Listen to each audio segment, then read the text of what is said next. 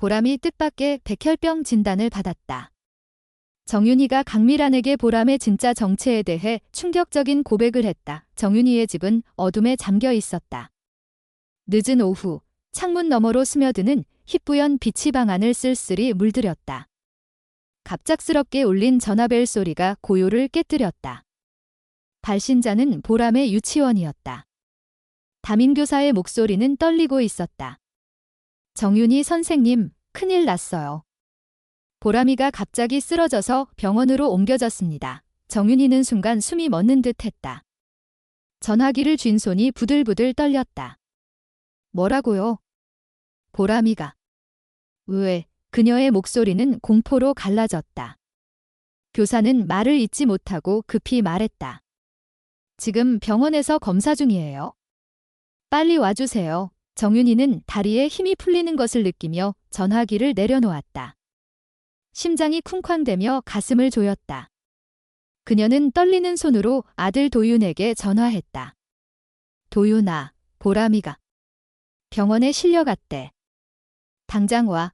도윤은 사무실 한가운데 서 있다가 전화를 받았다. 그의 얼굴이 순식간에 창백해졌다. 네. 보람이가요? 지금 바로 갈게요. 그는 책상에 쌓인 서류를 내팽개치고 차키를 집어들었다. 보람, 그의 사랑스러운 조카가 아침만 해도 밝게 웃으며 손을 흔들던 모습이 머릿속을 스쳤다. 그 아이가 왜 병원에? 도윤은 엑셀을 밟으며 병원으로 내달렸다. 병원에 도착한 정윤희와 도윤은 급히 응급실로 뛰어들었다. 차가운 복도 끝, 보람이 누워있는 유리문 너머의 광경은 두 사람의 심장을 얼어붙게 했다. 새하얀 침대 위, 작고 연약한 보람이 눈을 감은 채 호흡기를 달고 있었다. 정윤희는 비틀거리며 유리문에 손을 짚었다. 보람아. 우리 보람이. 그녀의 목소리는 흐느낌으로 무너졌다. 도윤은 어머니를 부축하며 이를 악물었다. 아침에 학교로 향하던 그 밝은 미소가 지금 이곳에 이렇게 누워있다니 믿을 수 없었다. 잠시 후 의사가 무거운 표정으로 다가왔다. 정윤희 씨, 김도윤 씨, 보람 양의 상태에 대해 말씀드리겠습니다. 그의 목소리는 낮고 침중했다. 보람 양은 급성 백혈병 진단을 받았습니다. 상태가 심각합니다. 즉시 골수 이식이 필요합니다. 그렇지 않으면 생명이 위험할 수 있습니다. 정윤희는 그 말을 듣는 순간 세상이 무너지는 듯 했다. 그녀의 무릎이 꺾이며 바닥으로 주저앉았다. 아니에요. 우리 보람이가. 어떻게? 눈물이 그녀의 얼굴을 적셨다. 도윤은 어머니를 끌어안으며 애써 침착함을 유지했다. 괜찮아요, 엄마. 우리가 방법을 찾을 거예요. 하지만 그의 목소리도 미세하게 떨리고 있었다. 그 시각, 정윤희의 오빠 정우성은 소식을 듣고 병원으로 달려왔다. 보람의 작은 얼굴을 보는 순간 그의 눈가도 붉어졌다. 이 어린 것이 대체 왜? 그는 말을 잇지 못했다. 도윤은 어머니와 오빠를 바라보며 단호히 말했다. 우리 셋 중 누군가는 보람이와 맞는 골수가 있을 거예요. 검사부터 합시다. 세 사람은 곧장 골수 적합성 검사를 받았다. 하지만 결과는 참혹했다. 정윤희, 도윤, 정호성, 그 누구도 보람과 맞는 골수를 가지고 있지 않았다. 병원 복도는 더 깊은 침묵으로 가득 찼다. 희망은 멀어져 갔고 보람의 생명은 한계에 다가가고 있었다. 정윤희는 집으로 돌아와 김도희의 영정사진 앞에 무너지듯 앉았다. 그녀는 떨리는 손으로 사진을 어루만지며 흐느꼈다. 도희야, 미안해. 엄마가 보람이를 지키지 못했어. 그녀의 눈물은 멈출 줄 몰랐다. 도희, 그녀의 사랑하는 딸, 보람의 어머니는 이미 이 세상에 없었다. 그런데 갑자기 정윤희의 눈빛이 흔들렸다. 머릿속에서 한 줄기 생각이 스쳤다. 그녀는 자리에서 벌떡 일어나 오빠 정호성에게 전화했다. 오성아, 당장 강미란을 찾아가야 해. 정호성은 전화 너머에서 당황했다. 강미란. 갑자기 왜 그녀를? 하지만 정윤희의 목소리는 단호했다. 시간 없어. 어서 준비해. 두 사람은 강미란의 집 앞에 섰다. 문이 열리자 강미라는 놀란 눈으로 그들을 맞았다. 정윤이는 더 이상 망설일 수 없었다. 그녀는 미란 앞에 무릎을 꿇고 눈물을 쏟으며 말했다. 미란 씨, 제발. 우리 보람이를 살려주세요. 정호성과 미란은 그녀의 갑작스러운 행동에 어리둥절했다. 정윤이는 떨리는 목소리로 모든 진실을 털어놓았다. 30년 전 미란 씨 아버지가 저를 찾아왔어요. 오성과 미란 씨의 아이를 제게 맡기며 비밀로 하라고 했죠. 그 아이가 김도희였어요. 그녀의 목소리는 갈라졌다. 저는 도희를 제 딸처럼 키웠어요. 하지만 황기찬 때문에 도희가 사고로 세상을 떠났을 때 오성아, 너한테 차마 말할 수 없었어. 내가 너무 아파할까봐. 강미라는 그 말을 듣는 순간 숨을 쉴 수 없을 만큼 충격에 휩싸였다. 그녀는 수십 년간 자신의 딸이 죽었다고 믿어왔다. 도희가 내 딸이었다고요. 그녀의 눈에서 눈물이 쏟아졌다. 그럼 보람이는? 내 손녀. 정윤이는 고개를 끄덕이며 미란의 손을 잡았다. 미란 씨, 보람이가 지금 위독해요. 당신이 마지막 희망이에요. 제발 보람이를 살려주세요. 미란은 충격과 슬픔 속에서도 결심했다. 그녀는 즉시 병원으로 달려가 골수 적합성 검사를 받았다. 결과는 기적이었다. 그녀의 골수가 보람과 완벽히 일치했다. 병원은 곧바로 수술을 준비했다. 수술실 문이 닫히는 순간 정윤이와 도윤은 복도에서 서로를 끌어안고 기도했다. 정호성은 멀리서 그들을 바라보며 가슴 깊은 곳에서 끓어오르는 감정을 억눌렀다. 수술은 성공적으로 끝났다. 보람은 회복실에서 천천히 눈을 떴다. 미라는 손녀의 작은 손을 잡고 눈물을 흘렸다. 보람아, 이제 괜찮아. 그녀는 보람의 창백한 얼굴을 보며 도희를 떠올렸다. 딸을 잃은 상처, 손녀를 구한 기쁨, 그리고 오랜 세월 숨겨진 진실이 그녀의 가슴을 뒤흔들었다. 매일 병실을 지키며 보람을 돌보는 미란의 눈에는 사랑과 후회가 뒤엉켜 있었다.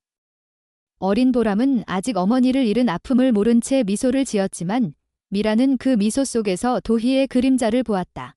정윤이와 도윤은 보람의 병실을 지키며 새로운 희망을 품었다. 하지만 그들의 마음 한구석에는 여전히 무거운 질문이 남아 있었다. 황기찬, 도희의 죽음에 얽힌 그 이름. 그리고 강미란과 정호성의 과거가 드러난 지금, YL그룹을 둘러싼 음모는 어떤 파문을 일으킬 것인가. 보람의 생명이 구원받은 이 순간, 또 다른 비밀이 서서히 수면 위로 떠오르고 있었다. 정윤이와 도윤은 보람의 병실에서 한시도 눈을 떼지 못했다. 병실 창문으로 스며드는 햇빛이 보람의 창백한 얼굴을 비추며 희미한 생기를 더했다. 하지만 그들의 마음은 여전히 무거웠다. 황기찬이라는 이름, 김도희의 죽음에 얽힌 비밀, 그리고 이제 막 드러난 강미란과 정호성의 과거. 이 모든 것이 YL그룹을 둘러싼 거대한 음모의 퍼즐 조각처럼 얽혀 있었다. 보람의 생명이 기적적으로 구원받은 이 순간, 또 다른 폭풍이 다가오고 있다는 불길한 예감이 그들을 짓눌렀다. 이 병원 복도 끝에서 정호성은 혼자 서 있었다. 그의 눈빛은 복잡했다. 30년간 몰랐던 딸, 도희.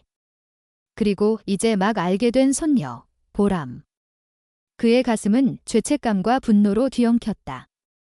황기찬. 그 이름은 그의 기억 속에서 칼날처럼 날카롭게 되살아났다. 도희의 죽음이 단순한 사고가 아니라는 의심은 오래전부터 그의 마음을 갉아먹었지만 그는 진실을 마주할 용기가 없었다. 하지만 이제 보람을 구한 이 순간 그는 더 이상 도망칠 수 없음을 깨달았다. 그때 병원 로비에서 낯익은 그림자가 스쳤다. 셀이었다. 그녀는 검은 선글라스를 쓰고 있었지만 그 날카로운 눈빛은 숨길 수 없었다. 그녀는 병원 안으로 들어서며 누군가와 통화하고 있었다. 그래, 확인했어. 보람이 수술은 성공했대. 하지만 그게 끝이 아니야. 아직 계좌의 마지막 퍼즐이 남았어. 그녀의 목소리는 차갑고 날카로웠다. 전화기 너머의 목소리는 낮고 거칠었다. 그럼 서둘러. 강미란이 움직이기 전에 끝내라. 세리는 입꼬리를 올리며 미소를 지었다. 걱정 마, 아내가 다 계산했어. 세리가 병원을 떠난 직후 도윤은 복도에서 그녀의 뒷모습을 포착했다. 그의 눈이 날카로워졌다. 저 여자? 강세리잖아. 그는 즉시 제인에게 전화했다. 제인 씨, 세리가 병원에 나타났어요. 뭔가 꿍꿍이가 있는 게 분명해요. 제인은 전화 너머에서 숨을 삼켰다. 세리요. 설마 보람이와 관련이 있는 걸까요? 도윤은 이를 악물었다. 모르죠. 하지만 그 여자가 그냥 지나칠 리 없어요. 엄마를 납치했던 것처럼 이번에도 뭔가 노리고 있을 거예요. 제인은 병원으로 달려왔다. 그녀의 얼굴은 분노와 두려움으로 일그러져 있었다. 세리가 보람이를 노린다면 절대 가만두지 않을 거예요. 그녀는 보람의 병실로 들어가며 정윤희와 강미란에게 상황을 전했다. 강미란은 보람의 손을 잡고 있던 손을 멈칫했다. 세리. 그 여자가 왜 여기에? 그녀의 목소리는 떨렸지만 그 안에는 오래 묵은 분노가 깃들어 있었다. 세리와 미란의 과거는 YL그룹의 비밀과 얽혀 있었다. 미란은 세리가 강규철 회장의 비밀 계좌를 노리고 있다는 것을 직감했다. 그 시각, 경찰서에서는 새로운 단서가 떠올랐다. 도윤이 세리의 출연을 신고하자 경찰은 그녀의 최근 행적을 추적하기 시작했다. CCTV 분석 결과 세리는 최근 며칠간 공항 근처의 한 창고를 드나들었다. 그 창고는 자영이 납치되었던 곳과 동일한 장소였다. 경찰관은 도윤과 제인에게 말했다. 강세리는 단순한 개인이 아니에요. 그녀 뒤에는 더 큰 세력이 있을 가능성이 큽니다. YL그룹의 비밀 계좌와 관련된 거대한 돈 세탁 네트워크일 수도 있어요. 도윤은 충격에 빠졌다. 돈 세탁. 그럼 엄마의 납치도, 보람이의 병도 모두 계획된 거란 말인가요? 제인은 주먹을 꽉 쥐었다. 세리가 계좌의 비밀번호를 알아냈다면 이미 스위스로 향했을 거예요. 하지만 아직 늦지 않았어요. 우린 그녀를 막아야 해요. 정윤희는 병실 한쪽에서 이 모든 대화를 듣고 있었다. 그녀는 보람의 작은 손을 어루만지며 중얼거렸다. 도희야, 내 딸을 내가 지킬게. 이번엔 절대 놓치지 않을 거야. 그녀의 눈에는 결연한 빛이 감돌았다. 정윤희는 더 이상 피해자로 머물 생각이 없었다. 그녀는 강미란을 바라보며 말했다. 미란 씨, 우리 함께 세리를 찾아야 해요. 보람이를 위해서, 그리고 도희를 위해서. 미란은 고개를 끄덕였다. 그녀의 눈에는 복수심이 타올랐다. 세리가 내 딸의 인생을 망쳤다면 이번엔 내가 그녀를 막겠어요. 두 여인은 서로의 손을 굳게 잡았다. 그 순간 정호성이 병실로 들어왔다. 그는 침묵 속에서 그들의 결심을 지켜보았다. 나도 함께 할게. 도희의 복수. 그리고 보람을 지키기 위해 그의 목소리는 단호했다. 그 시각, 병원에서 보람은 천천히 회복되고 있었다. 그녀의 작은 손은 미란의 손을 꼭 잡고 있었다. 하지만 병실 밖에서는 새로운 음모가 조용히 싹트고 있었다. 황기찬, 그리고 세리 뒤에 숨은 더 큰 세력. 그들은 YL그룹의 계좌를 손에 넣기 위해 어떤 수단도 마다하지 않을 것이었다. 정윤희, 도윤, 미란, 그리고 정호성은 이제 단순한 가족이 아니었다. 그들은 진실을 쫓는 싸움의 중심에 서 있었다. 그리고 그 싸움의 끝에서 과연 누가 웃을 것인가? 어둠 속에서 번쩍이는 USB의 데이터는 아직 그 비밀을 속삭이고 있었다.